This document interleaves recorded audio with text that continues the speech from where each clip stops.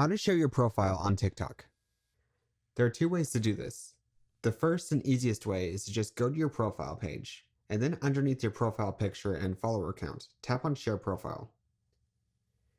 This will pull up a QR code, which you can either take a picture of and send to people, or they can just scan it with their camera and it will directly open up your TikTok page. You can also copy a link if you want to send it on pretty much any messaging app, or you can tap on Share Link, and this will allow you to send it to things like SMS, X or Twitter, Snapchat, WhatsApp, Messenger, and so on. The second way to do this is to go back to your profile page, then tap on the icon in the top right corner with 3 horizontal lines. From here, tap on Settings and Privacy. Under the Account section, at the very bottom of this little top section here, tap on Share Profile. You can see this will bring up many of the same options as before, but you'll also have the option to share it with different TikTok profiles you've connected with. That's pretty much it. Before you go, check this out.